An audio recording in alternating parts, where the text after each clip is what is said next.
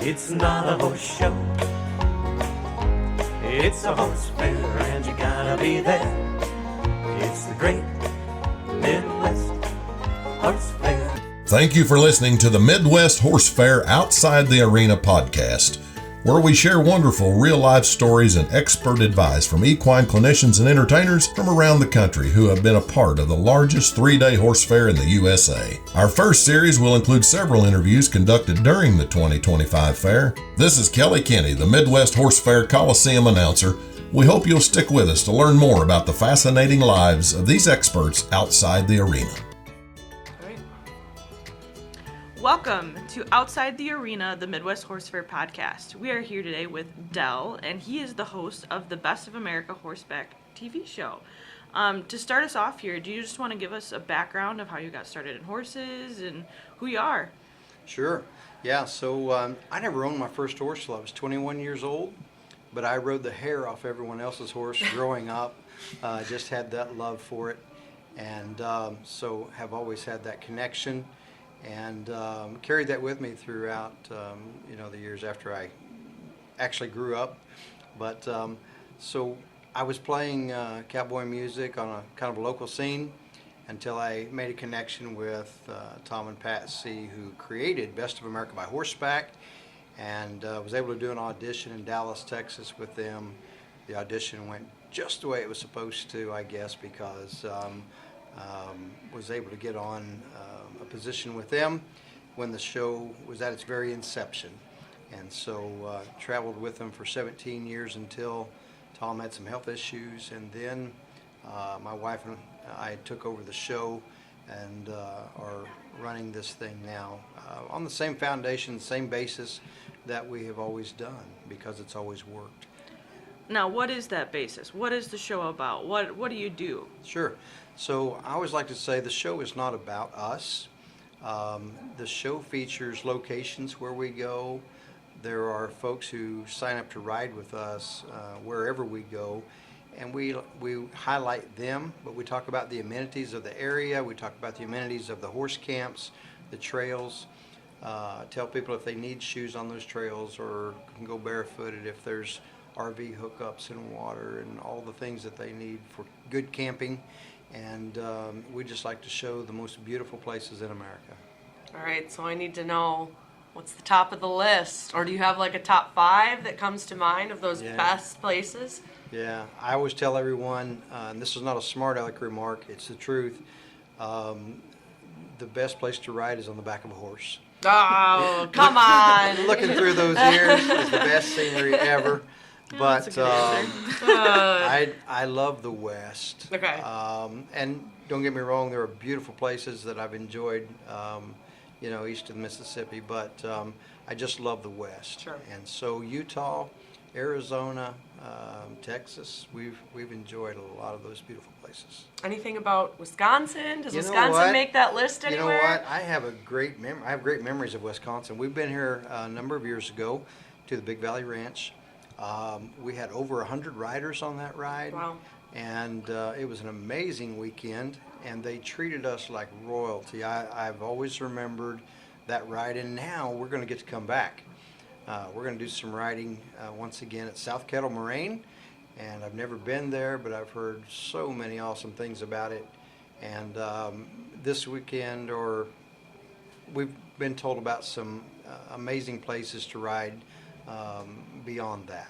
So we're excited to come back to Wisconsin and do some trail riding. So that's pretty cool that some of our listeners, you could have the opportunity to not only ride with you and be on the show, but then also, I guess, watch the show. I guess we can break each of those down. Start us off with, if we were to sign up and ride with you, what is that experience like? Yeah. So on our weekends, we typically do weekend rides. And so you sign up, you show up at the location. We're going to ride Friday afternoon. When we get back from a ride, we love to have pie judging contests because I like pie. Yeah, same. So folks bring homemade pies, and then we judge them, and everybody gets to participate. Afterwards, we have a finger food table for Friday night, and then usually cowboy entertainment at the campfire or on stage. And then Saturday, we get up, we do a flag presentation every Saturday morning that we ride, because we are honored to live in this amazing country and be supported by people who have given their lives to give us these freedoms and opportunities. And so then we go on another ride that is usually, typically a 4-hour ride on Saturday. Come back, we have more activities, and those vary from a lot of different things. But it's so much fun to get to enjoy being together, everybody having fun together. We have a dinner banquet on Saturday night, and then typically more entertainment, and it's just a great time. So Sunday morning, we get up and have a devotional service, and we ride again, or everybody departs and heads home. But it's just amazing for people to get to join up, meet new people, experience their horse, and go away with new and great memories. So if we were to watch the show, how are you guys connecting with your audience, I guess, at home through these experiences? Yeah, so we've been airing on RFD-TV for 20 years, and of course, being in the horse world, we have somewhat of a segmented audience. Sure. But it's a directed audience, and folks watch the show, and we have people come who are not riders, don't own horses, but they see the experience that other folks are having. They call me, can we just come and spend the weekend with you, your group? Yeah. We see people having a great time. We want to experience that. Yes, very much. And they do that. Now, do you only have riders, or do you have drivers that come with you? Ooh, Because nice I'm question. a driver, Yes, so. yes. Well, on most locations, it's just riders. There are some locations we go to that we're fortunate to have those drivers, trails, because, hey, I love those carts, wagons. I do. And I've never owned one. It's on my bucket list. Yeah, So, well, because the Southern Kettle Moraine is my area. Okay, okay. well, anything's possible.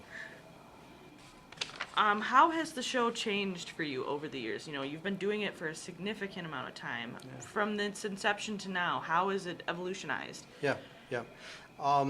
As I mentioned before, the foundation of the show is pretty much the same as it was. We are focused on taking people where they may never have the opportunity to go on their own. We see ourselves as a vehicle to get people there.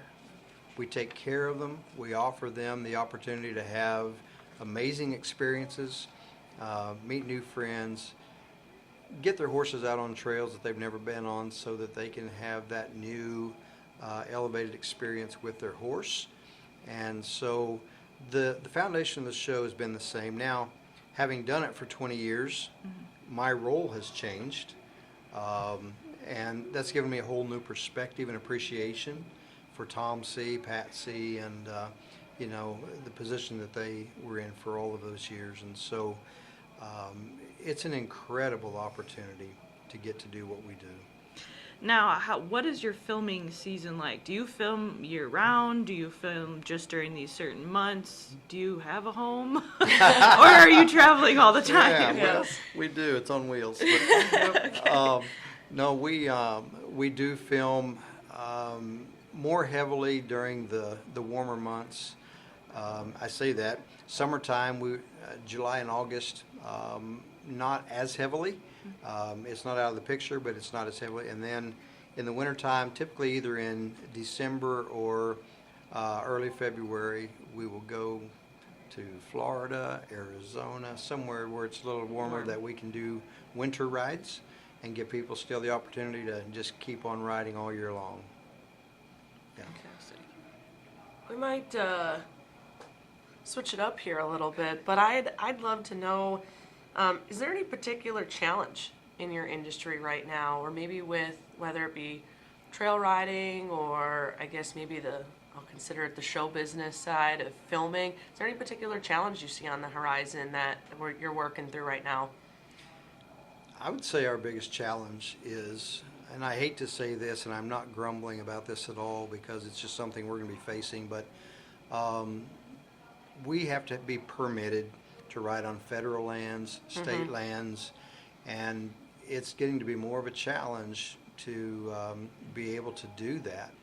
And one of the things that I talked about in one of my sessions that I teach people on supporting horse camps and horse trails. Yeah. One of the things that we're facing is having to lobby for the trails that we're riding on. Yep. So Yep. we have to work hard to do our part and still maintain a good relationship, an honorable relationship with the federal government, so we can use the lands Yes. that have been allotted for Yes. these trails. So that's Yeah. one of the bigger challenges that we're seeing right now. Everything else, folks are still getting out there. They still want to ride. They're still hauling horses, and so that part of it's staying strong. Yep. And we're seeing our following grow. So people, they want to get out there and do that. Yeah, I was gonna say, how would our listeners get involved in that cause and be a better advocate, for these opportunities? Yeah. One of the things you can do is try to get involved in your local horse groups, Yep. first of all, because there's power in numbers. Yes. And so you start at the local level, and then through those local levels, we have organizations like Backcountry Horsemen, Friends of Trail Groups, so on and so forth. And you build those strong forces, and you do your very best until those groups go to Washington and speak to the people that are involved. And so, and we're doing that. Statewide horse councils, the Wisconsin Horse Council is very strong in that, Yes. and I commend the horse council here in this state because They do a great job. they sure do. And so that's basically what we have to do. Just support one another and support the industry. Yeah, I think that's great advice to all of our listeners. If you had to think of one misconception people have about your line of work or the equine business in general, do you think you could put a finger on it? I think maybe the few people, and I will say very few, we charge a fee for people to ride with us. Okay. But we feed them. Yeah. We It sounds like a party. Yeah. We entertain them.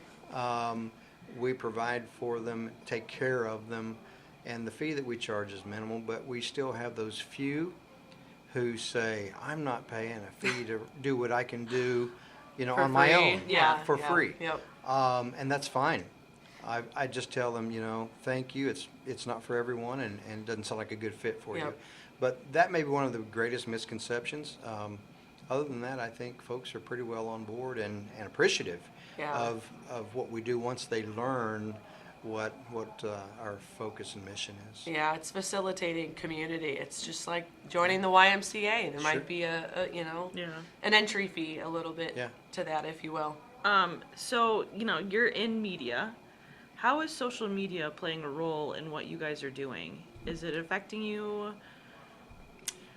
I was never the guy that was in social media until I took this over at 21, and then boom, I saw what we had to do. Yep.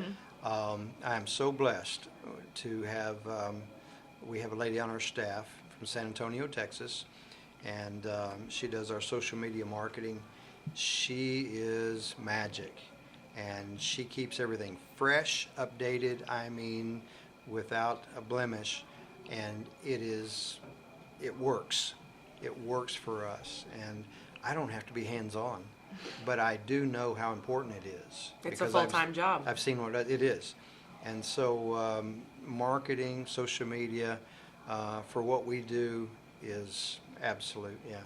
I think that's maybe an important note too of, we have, listeners and a lot of youth that attend the Midwest Horse Fair, and they're always looking for ways to get involved or careers in the industry. Yeah. And we've talked to a lot of our clinicians that maybe a veterinarian was their first way, or that they wanted to get involved, maybe realized it wasn't for them. But I think there's a whole world of careers out there that don't involve an animal science or a pre-vet degree, and that social media marketing or just media in general could be an absolute opportunity. Or maybe like you were talking about, cowboy poetry and singing and in that entertainment side of things as well. It's vital to this industry. It is. So when does your show air? So those who maybe want to catch an episode. Yeah. So 2:30 on Wednesday afternoons on RFD-TV, and then Tuesday nights at 10 o'clock. But then it's on several times throughout the week that are just sporadic as they see fit to. Sure. Programming. And also on the Cowboy Channel. Okay. Plus we have Dale's Best of America by Horseback YouTube channel. Okay. So we have several options for them to be able to catch the show and watch what we do. Yeah, the Midwest Horse Fair is streaming on the Cowboy Channel app as well this year, so I think that's super important. So now our listeners have two reasons That's right. to join and get on the Cowboy Channel, Yes. as well as, like you said, YouTube and RFD TV. So that's awesome. We would just want to thank you so much for joining us today outside the arena. It's been a pleasure. Thank you for having me on here. Thanks again for listening to the Midwest Horse Fair Outside the Arena podcast, where we share stories from expert horse clinicians and entertainers. We hope that you enjoyed this episode and continue to tune in every month and learn about the lives and hear valuable advice from the folks we are proud to have join us at the fair. Learn more about the Midwest Horse Fair at MidwestHorseFair.com. It's a horse fair and you gotta be there. It's the great